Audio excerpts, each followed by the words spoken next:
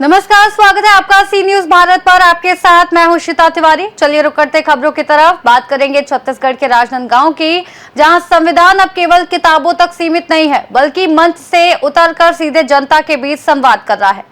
संविधान मंथन कार्यक्रम ने गीत, संगीत और व्यंग के जरिए लोगों को उनके अधिकार और कर्तव्य याद दिलाने का अनोखा तरीका खोजा है। राजनांदगांव के अंबेडकर चौक कलेक्ट्रेट के सामने आयोजित 5 दिवसीय संविधान मंथन इन दिनों चर्चा का विषय बन चुका है। उत्तर प्रदेश से आए मशहूर कथावाचक आचार्य सूरज राही ने अपनी ओजस्वी वाणी में संविधान की कथा सुनाई, जहां श्रोताओं को केवल सुनाया नहीं गया बल्कि सोचने पर मजबूर किया गया। कार्यक्रम में भगवान गौतम बुद्ध के करुणा और शांति के संदेशों के साथ डॉक्टर भीमराव अंबेडकर के सामाजिक न्याय और समानता के विचारों को बेहद सरल और प्रभावी तरीके से प्रस्तुत किया गया।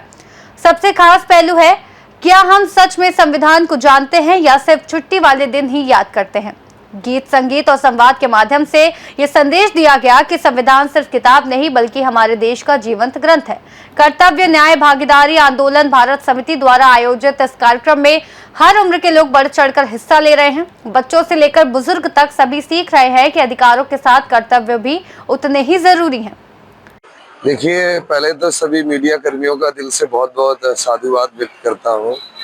सही मायने में क्या है कि लोग केवल इतना जानते हैं कि देश का संविधान है और ये संविधान परम पूज्य बाबा साहब डॉक्टर अम्बेडकर जी ने लिखा है। बहुत से लोग तो इस बात पर भी आपत्ति जता रहे हैं आजकल।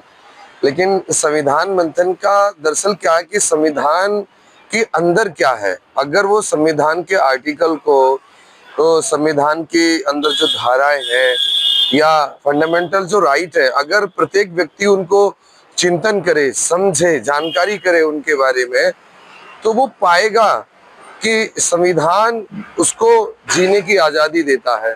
संविधान उसको मान सम्मान स्वाभिमान से रहने का देश के अंदर अधिकार देता है।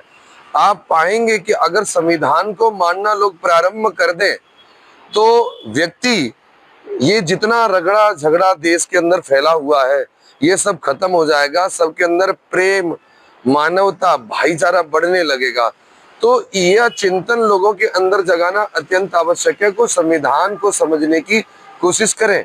जब किसी आदमी के अंदर पाप कर्म करने की भावना जागृत होती है तो वो संविधान को भूल जाता है, लेकिन अंततः जब वो क्या कहना चाहिए कानून के दायरे में आता है, तब उसे संविधान याद आता है कि अब बचा कैसे जाएगा। मैं कहता हूँ बचने के लिए संविधान के देखते हो, लेकिन संविधान पहले से ही तुम्हें आगाह कर रहा है कि कोई भी कार्य, अनैतिक कार्य नहीं करना चाहिए। तो अगर वो व्यक्ति पहले से उसका अनुसरण कर ले तो उन कार्यों को न करे। जैसे कि आप देख रहे हैं कि संविधान कहता है कि हमें किसी दूसरे धर्म की आलोचना नहीं करनी है। प्रत्येक व्यक्ति को अपने अकॉर्डिंग अपना स्वेच्छा से धर्म को मान सकता है। लेकिन अब इसी जगह कोई व्यक्ति संविधान की बात को न समझ करके किसी दूसरे धर्म की बुराई, अवहेलना करने में लगा हुआ है, तो डेफिनेटली कष्ट उठाएगा, प्रॉब्लम में आएगा।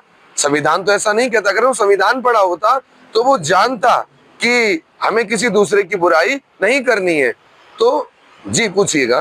राजनांदगांव से सी न्यूज संवाददाता तुलसी गौतम की रिपोर्ट।